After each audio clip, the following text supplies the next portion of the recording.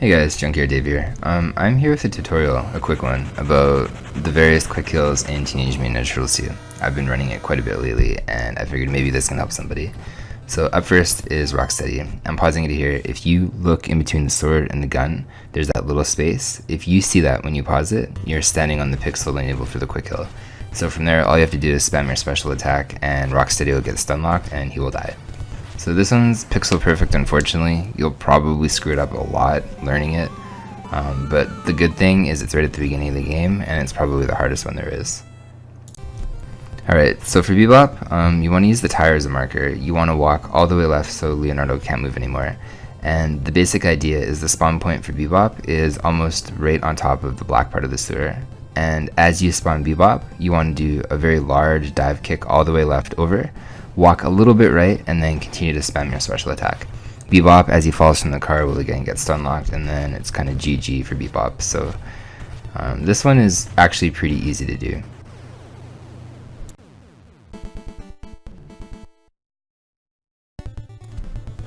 So as of this video, Baxter doesn't really have a strategy, at least not one that goes beyond reaction. So the best I can really tell you is try to aim your sword so it's going into Baxter as he's going up or down, and try to aim your dive kick so it's going into the machine as it's flying around. So you kind of have to be preemptive with the sword and like dead on with the kick. So up next we have TORA. TORA is a bit of a gatekeeper. There's two actually quick kills that you can do for TORA, depending on your casual speedrunning, whatever. So the first one is you spawn TORA by walking just right of that black orb. As you walk right, you jump, and you'll miss his punch, and you just dive kick back and forth, crossing him up. This is a little bit harder than it looks. There is a high probability that you'll fail it, or if you mess up, like one input, he runs so fast that he runs all the way to the end, and you just waste a lot of time. So it's a little bit trickier than it looks, but there is a backup one. The backup for TORA is you stun lock him and you loop him in the corner. So his AI is programmed to throw rocks at you. If you hit him from a dive kick from a distance, he'll run to the nearest corner, provided on a distance, and then he'll try to throw a rock at you. So it's very easy to exploit this, as you can see. And the trick for this one is to jump to your left or your right, whatever your positioning is, and then delay your dive kick so you're basically like hitting his shin or his toe. The hurt box on the rocks as they fall, it doesn't actually exist. So if you time it perfectly, the rock can't fall into you as it's falling. If you time it too early though, you will trade. But this is a very casual, friendly way that probably most people killed TORA, at least when they were playing as kids and stuff growing up. A lot easier than the other one of crossing them up and going back and forth. So yeah.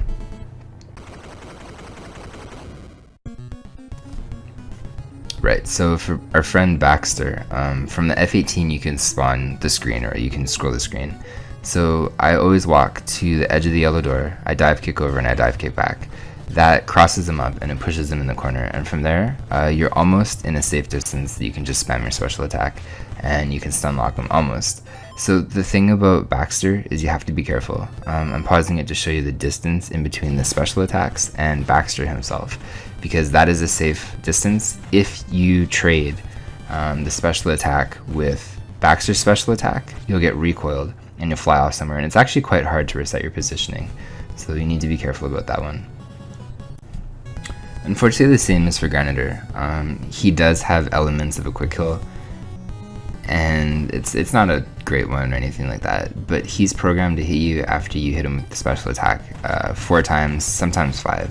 It's very safe to do 4, but if you attack him 4 times with your special attack, I'll show you in a second, you can jump, like a full jump, and then as you fall down you can repeat that cycle.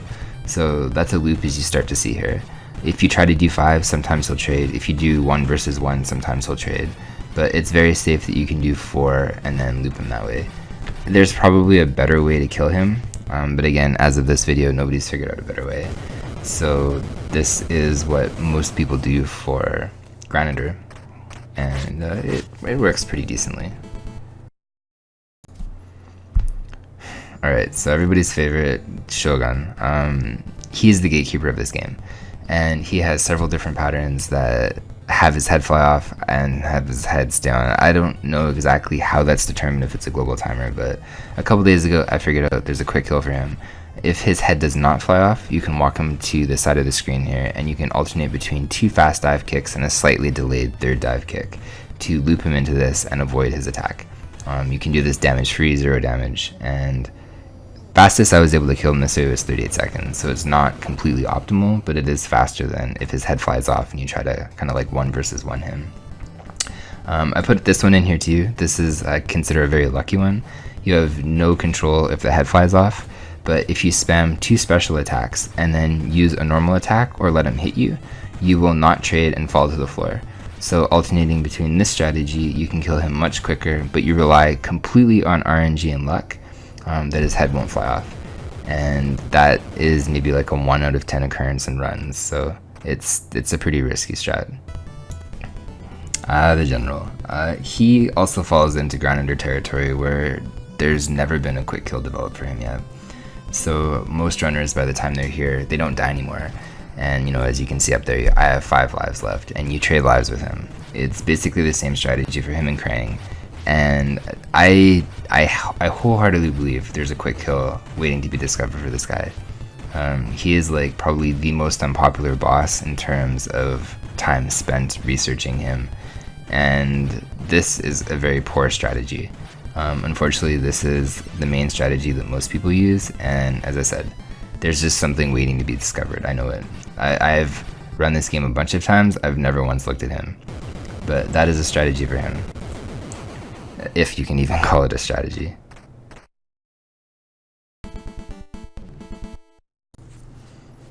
Okay, so I have looked at Krang, and he, as much as I want to believe there's a quick kill, I don't know if there is. So the best thing that we can do with Krang is try to position yourself so Krang walks into you, just by a couple pixels. You'll see here, just watch his feet, he'll walk into me. When he walks into you, it seems he's less likely to connect with that kick, but there's still no guarantee. At this point, you can have a Krang fight as low as 35 seconds or as long as a minute. It's just total RNG. There doesn't really seem to be a way to manipulate it. And as you can see, like sometimes he kicks you like every single time. Sometimes you use your special attack and he completely doesn't kick you at all. So I don't know. We've tried forever. It would be great if somebody could figure out something that's fast and reliable, especially if it was like a 1 cycle, but the same principle applies as before. So before I go into Shredder, I figured out this Shredder quick kill maybe a month ago or something. You'll see the very tip of Leonardo's shadow on that line is cut off. I did that deliberately because the positioning for Shredder, that's setting it up for the next fight. So what I'll do is I'll dive kick all the way to the left, and then I'll dive kick all the way back, and that actually creates a loop.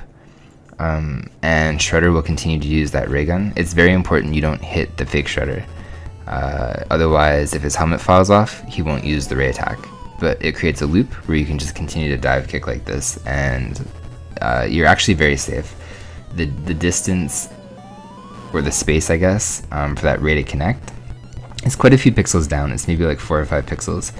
But if you're on that line, as I am positioned right now, you can like walk right up to Shredder and that ray won't hit you. So it looks a lot worse than it is.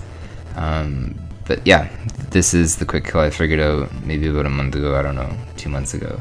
And I've used it in quite a few of my runs. He is stun locked there, like the fake Shredder, he won't move. And the only time he'll move is after the real Shredder's helmet falls off. Which at that point I think you have like 6 or 7 hits left. And then obviously Shredder's dead.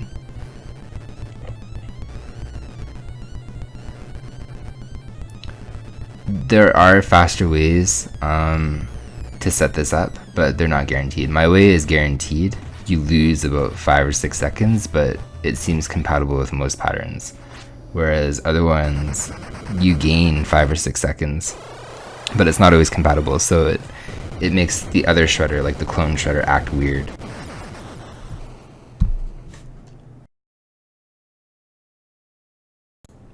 Alright, so for the snowmen in the Japanese arcade game, there's always going to be 3 that spawn, whether they're not on the right or left, it doesn't matter.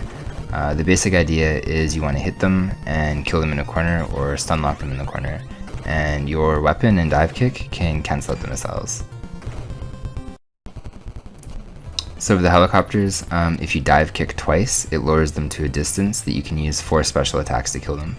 I've quick killed all the helicopters like this. It's very safe, it's very consistent, and opposed to just dive kicking back and forth and killing it, I think it saves you about 3 seconds per helicopter. These drones, this is my personal strategy. There's probably faster ones, but this is again safe and consistent.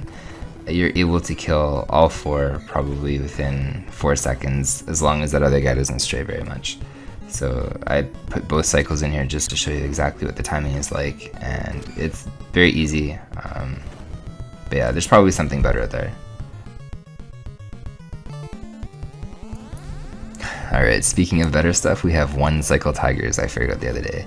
So they're basically a combination of using your normal attack to cancel the tiger's normal attack, and using your special attack to bait the tiger into jumping, and also letting the tiger hit you intentionally to use the invincibility frames to spam your special attack, which has invincibility frames on wake up.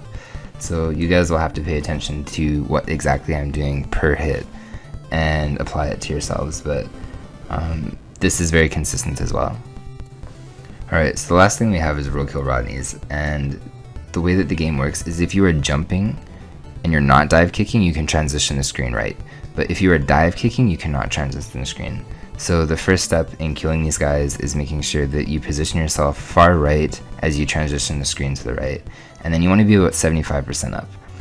As you transition the screen, you'll see them pop out of the ground. You want to immediately walk a little bit left, dive kick over, walk diagonally down. That will group all 3 together, and then you can special attack them 4 times to kill them all. So once you learn how to do that, it is a colossal time save. But yeah, that's about it for me. So feel free to give me a follow on Twitch if you're interested in this kind of stuff. I do run this game quite actively. I'm technically second on the Japanese version, but hope it helped you guys out. Hope it helped casual people out. Just want to learn something new. But yeah, y'all take care.